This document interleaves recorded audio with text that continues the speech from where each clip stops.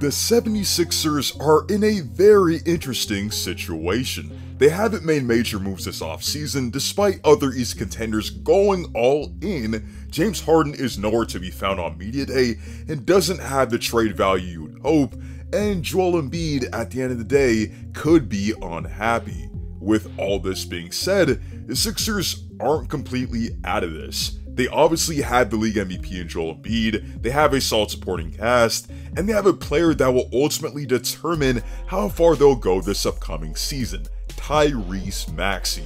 In this video, we'll discuss why the Sixers should still be seen as contenders, and also talk about the details of a James Harden trade. Be sure to leave a like on the video, as each like makes a tremendous difference for the channel, and be sure to sub to the channel for even more content like this. So, the Sixers have a point guard that no longer wants to play for them, and is consequently holding out. Yeah, this is familiar territory given this just happened with Ben Simmons. However, even though that situation dragged from that summer all the way to the trade deadline, the Sixers were really good without their starting point guard or the return that they could have gotten for him. They were 35-23 up to that point. Even with Embiid missing 12 games, they were 31-15 in that stretch when Embiid actually played, and they were one of the top teams in the Eastern Conference. Embiid was obviously a huge part of that, averaging 30, 11, and 5 on 50% from the field and shooting 37% from 3 through 46 games. And as long as you have an All-NBA MVP caliber player on your team, you have a chance at contention. I know Embiid's MVP has gotten a ton of scrutiny due to many people feeling that Jokic deserved it instead. But regardless of who should have won it, we have to acknowledge how insane Embiid has been over the past 3 seasons. I'm not sure if you've been paying attention, but Embiid has actually won the NBA scoring title over the last 2 seasons, which is a feat not many people are talking about. He's joined Iverson and Wilt as the only Sixers ever to have multiple scoring titles, and was the first center in 47 years to win consecutive scoring titles. Embiid is truly a jack of all trades in terms of his offensive game, being first in points as a roll man in pick and roll situations, being second in points coming off of post-ups, drew fouls at an absurd rate and averaged the most free throw makes per game, and can kill you in the paint, the mid-range, and from 3. Embiid has also been a transformative force on the defensive end of the floor since he's been in the NBA, and has finally won his first MVP. However, the gripe with Embiid comes down to his performance in the playoffs. Defensively, Embiid is definitely still a game changer, but injuries, his playmaking and creation ability, and supporting cast have let him down thus far. First things first, he has been super unlucky with regards to his health. He missed the first few games of his playoff career with an orbital fracture in 2018, was battling a stomach flu in 2019, had a bone bruise in the first round in 2021 that could have ended his season, dealt with another orbital fracture in 2022, and had a sprained right knee in 2023.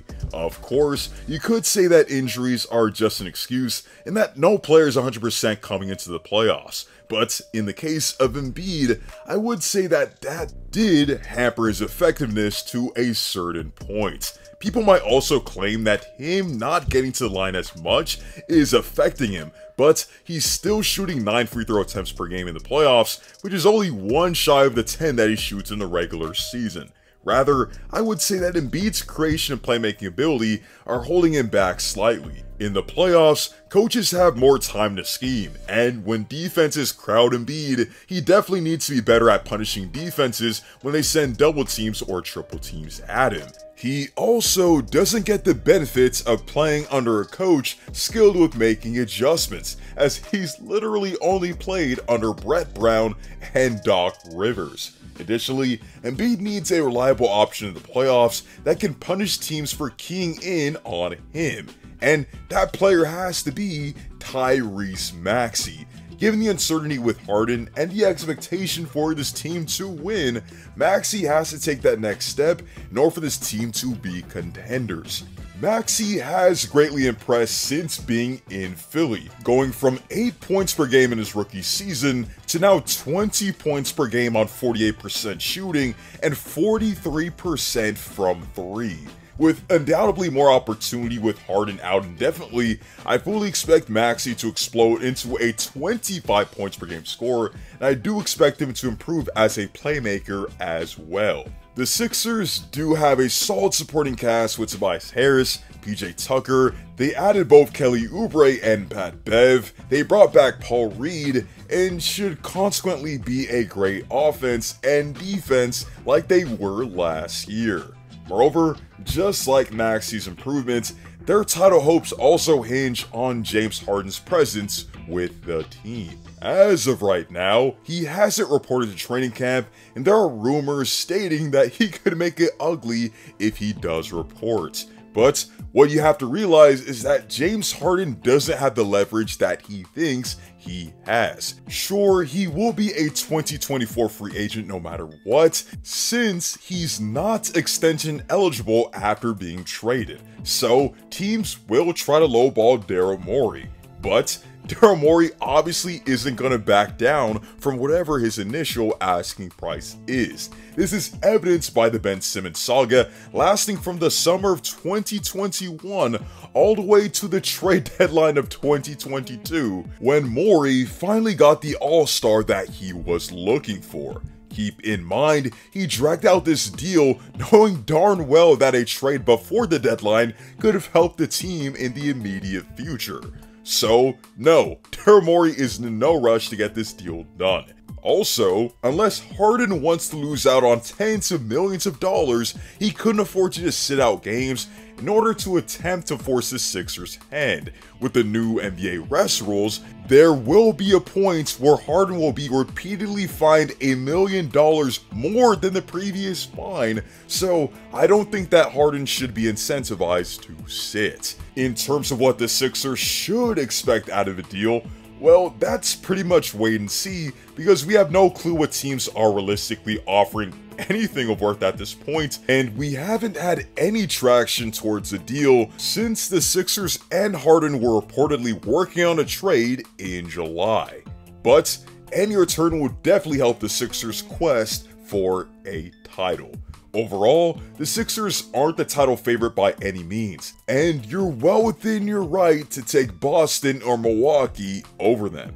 But with a new coach, depth, and the rise of Tyrese Maxey, I think the Sixers should get more credit than what they're getting. Those are just my thoughts on the 76ers, so please let me know how you feel in the comment section down below. With the rest of the East retooling, do you feel the Sixers are true title contenders? Also, tell me your expectations for Tyrese Maxey next season, and what you feel is fair compensation in a James Harden trade. Be sure to leave a like on the video, as each like makes a tremendous difference for the channel, and be sure to sub to the channel for even more content like this. Hope to see you all in the next one, and stay tuned.